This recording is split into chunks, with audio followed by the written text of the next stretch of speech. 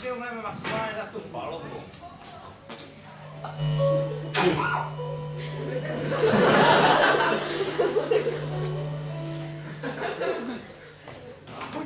Ahoj.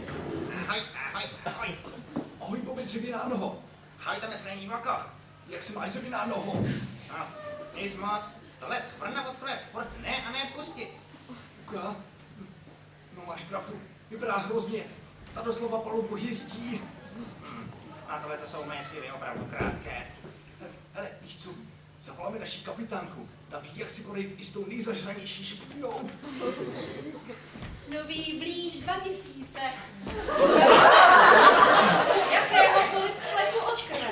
Lidská krev, elčí krev, trpasečí krev. Na nový Bleach 2000 jsou všechny krve krátké. No teda, myslíš, že si to poradí opravdu s jakoukoliv špínou? No, hele, víš co? Vyzkoušíme to. Naženeme sem 30 otroků, pozabíme je a uvidí se, jestli to funguje. Tak konec srandy, 30 otroků, to je pěkná hromada peněz. A vůbec, kdo vám dovolil tady kafra do toho, co bude s mým zbožím? Už jste smotali ty hladák? Ne, ještě nejsou. Tak se do toho puste a hned!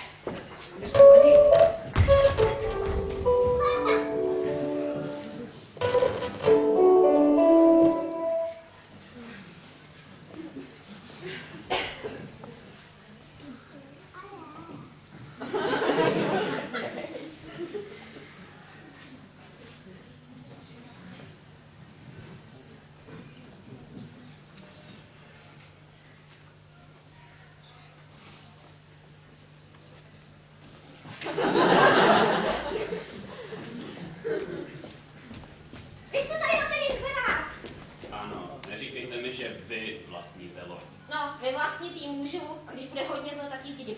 Ale to je jedno. Bereme vás všema 10, hrozně jste se nám líbili, jen se musíte na tu loď dostat tak, aby vás nikdo neviděl, než vyplujeme. A co je tohle za blbost? To je místo přijímacího pohovoru, kdo se tam dostal, takže ho nikdo neviděl, ten vyhrál a bereme ho. To se mi líbí, to je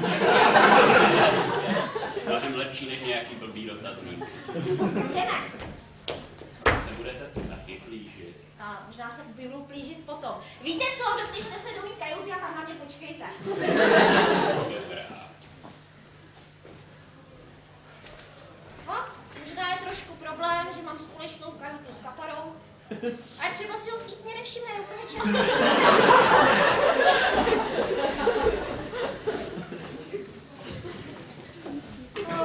Já jsem tak unavená. To je zase za bordel. Když ani jeden neřve, jak ty pirátský psy nic neudělají. Se těším, až si odpočinu. A to víte, řvát na ně celý den, to stojí nějaký kus síly. No a taky furt sekat ty ruce a nohy a někoho vraždit.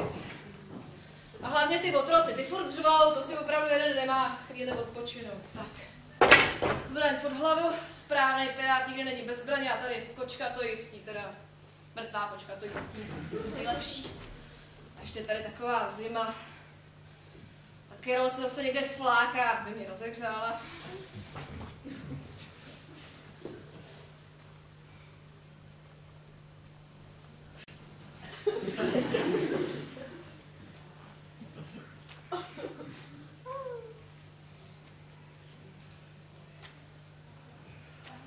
Carol, to seš ty?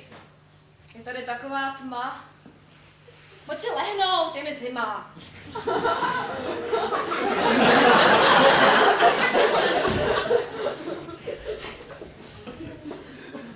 Co seš taková zamlklá? No tak jsem na tebe řvala, no nemáš si furt dávat nějaký blbý seznamovací inzeráty.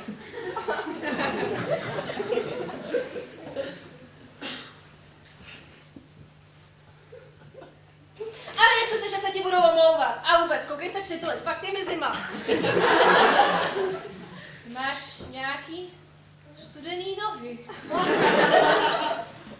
A od kdy nosíš 2 katany?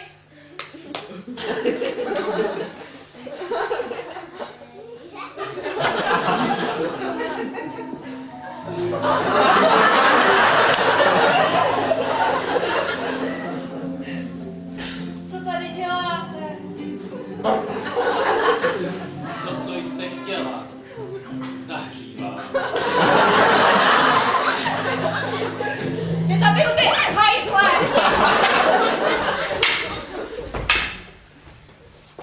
Já jsem myslel, že v tom inzerátu jde jenom o zabíjení, ale ty vaše individuální odměny se mi taky líbí. Jaký individuální odměny? Hodím tě šralokům, ty šerve! Hej, to v tom inzerátu taky nebylo. Jo, teď mi to došlo. To je ten Karolin blbej inzerát. Ta holka je blbá jak tágo. Karol, pojď sem, uvidíš toho svýho manekína. Chcípnout! Stop! Tohle se mi vůbec nelíbí. Ano, chtěl jsem se bratra zbavit. Ale zabít ho nechci. Ještě se mi může hodit. Chtěl by to nějaké pořádně zlé kouzlo. Velice zlé kouzlo. Lidský, ženský. To je zlo. Miluje šara. Miluje šara. Miluje šara. Nezabíjej ho, já ho miluju. Co to má za Je to láska mého života. To mi teda chybělo. To mě teda taky.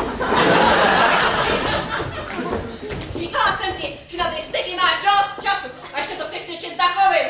Velkým, černým, hnusným, tvrdým, drsným. Ano!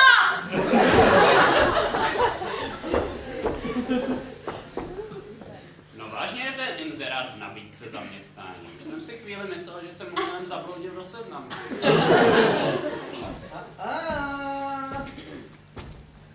A to by stačilo. Vášně, romantiky. A vášně, bylo dost. Co byste řekli takhle troše dramatu? Bouře!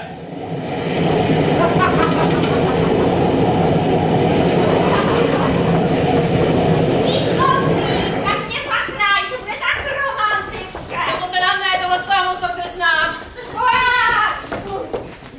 A, to je mi povědomé. Paní, nebojte se, zachráním vás. To teda ani náhodou, jen přes mou mrtvolu. Tak to vám můžu taky zachránit.